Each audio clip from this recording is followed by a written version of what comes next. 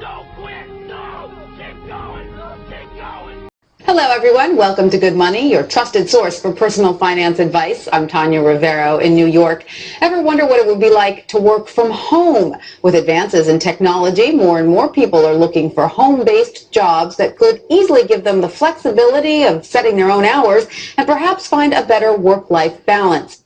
It enables you to run your own business, be your own boss, but with the backing of another company that's there because you're selling their products or their services. Wouldn't it be nice if your commute consisted of stepping to the kitchen for a cup of coffee, then into your home office? Well, thanks to the internet, plenty of people do it daily. Best commute in town. Very short. Takes me about 30 seconds. We get to choose our own hours. It allows me to have the flexibility to do things with my wife and my daughter. So there are real work-at-home jobs out there. There is opportunities to work at home. You just need to find out what type of an opportunity you're best suited for and research it and pursue it. For Money Talks, I'm Stacy Johnson. It's an automated way to make money on the internet. So, how does it work? And why would you share it with somebody? This is exactly how this works. All right. So you've got these big Fortune 500 companies, household names, companies with household names, right, they have a lot of money allocated to advertising. And you see this every day. You turn on your TV, you see advertising. You turn on the radio, you hear advertising. Print magazines, all this stuff. Well, these companies have big advertising budgets and they allocate it in different places. One of the places that they allocate it is to the internet. They have a large portion of their budget set aside to advertise online. And so what I did was I went to them and I said, look, would you pay me to advertise for you? Would you pay me if I send you a customer? They said, yeah, it made sense. Think about it. They pay me only if I send them a customer. It's results-oriented. Right. It's performance-based. It made a lot of sense to them. Instead of paying to be seen, they're paying for customers, right? So they allocate a large portion of their budget to advertising this way. And what I do is I go promote these companies. I don't have to work against them. I don't have to build a business and try to compete with these monster companies. I work with them. They've already got it going. Right. I'm helping them. I send them customers, and in turn, they send me a check. They pay me for sending them customers. So they're elated. You know, when they get a new customer, they're excited. They don't mind paying me. And see, it's not important how long you live. What's important is how you live.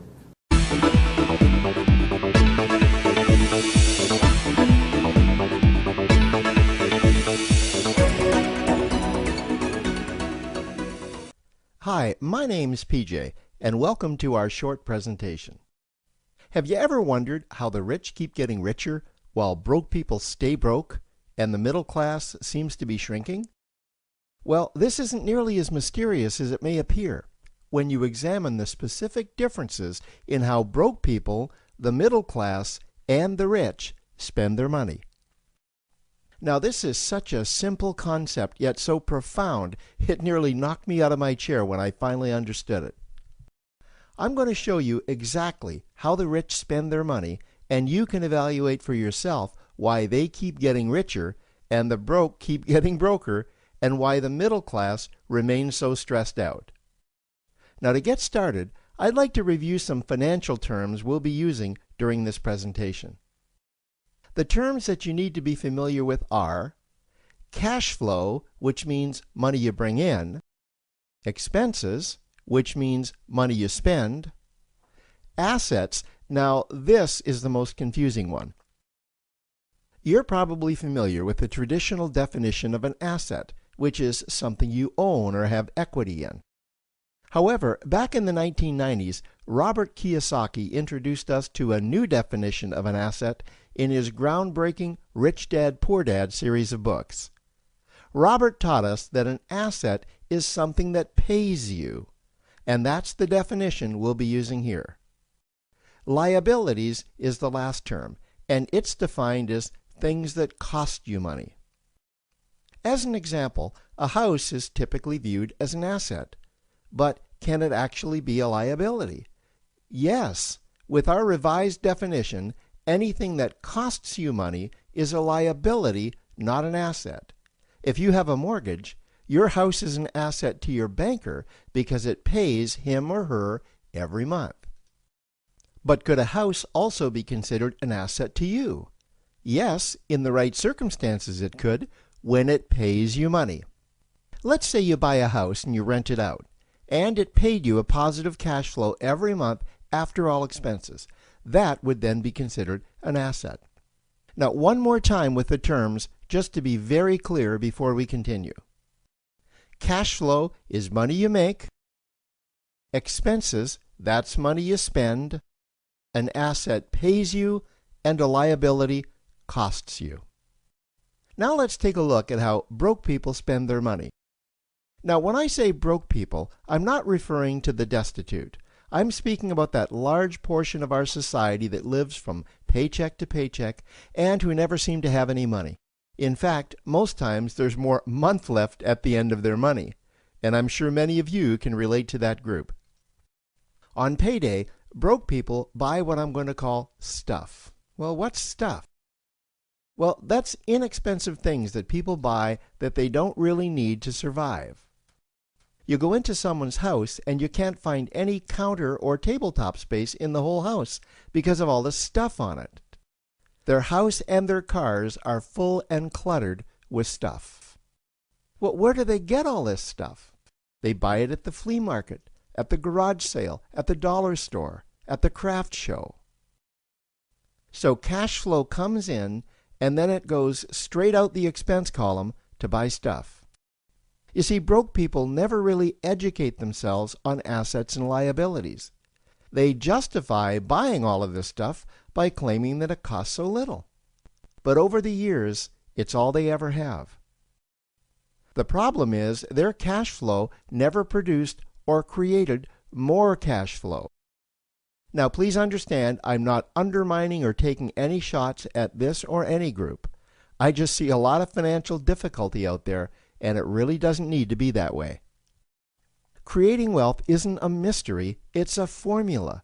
The only reason someone doesn't create wealth is because they either don't know the formula or they don't apply the formula. Now let's take a look at the middle class. The middle class is the group that society mistakenly thinks are rich. They're not.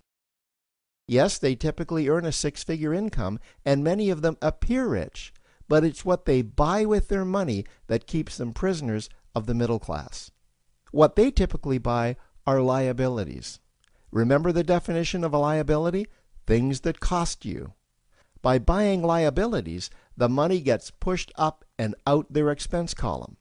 Liabilities are items like cars, boats, houses, airplanes, credit card debt. Now let's see just how this happens. The middle class gets a nice paycheck, let's say $10,000 for the month. They then split that down the middle and they pay their monthly expenses with half, and with the other half, they make a down payment on a new car. The car costs $5,000 down, and after they add on the insurance and the maintenance, that liability now costs $1,100 new dollars every single month. A few months go by, and they want a boat, then a vacation home, a Rolex watch on their credit card, a vacation on their credit card. And before you know it, their liabilities have raised their expense levels to near or above their income levels. They actually spend equal to or more than they make.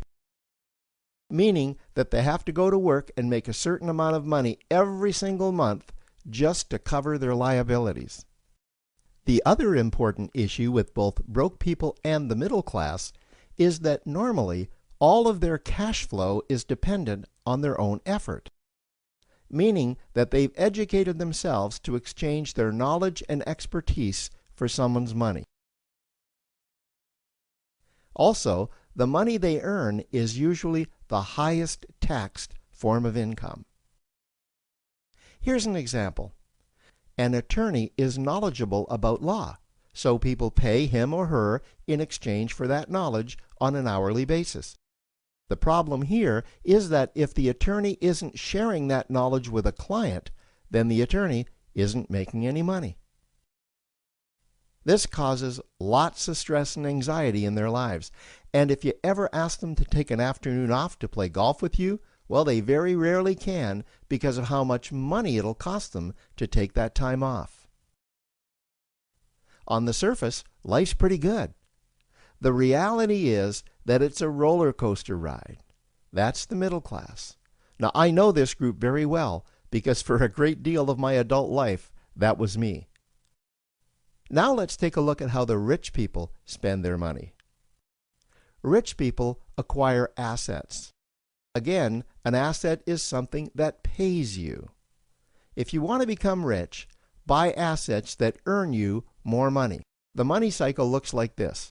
Acquire assets that produce cash flow, invest the profits to acquire more assets that produce more cash flow, invest those profits to acquire more assets that produce more cash flow. The rich spend their money and acquire things that produce more money. Here are a few examples of assets that produce more money. Investments are the obvious ones: stocks, bonds, real estate. Education is another asset. If you learn how to do something that produces more money for you and you actually do it, that's buying an asset. There's a great quote that goes, "If you think education is expensive, you should see how expensive stupidity is." Another example of assets you can acquire that pay you are cash-generating opportunities, especially those opportunities that can create a passive cash flow. Passive meaning that once you build it up, the money continues to flow whether you're still building it or not. Here's a small example. Let's suppose you bought a pinball machine and you put it in a barber shop, and you don't spend any of the profits. You save them until you can buy another pinball machine and put it in another barber shop. This, by the way, was Warren Buffett's first business. If you don't know who Warren Buffett is, he's one of the top 2 richest men in America. The rich are extremely eager to find those passive cash-generating opportunities because those opportunities continue to pay them month after month, year after year, long after they've stopped working the opportunity. You know, I see this happen again and again with successful entrepreneurs. They find a passive cash flow stream that they build up, and it continues to pay them month after month, year after year. They then take those profits and multiply them in another passive cash-generating opportunity, and then again in another. In conclusion, here's what I've learned over the years. You can't find these passive cash-generating opportunities unless you're open to hearing about them. Then, once you find them, you must be willing to see what fits you and then act.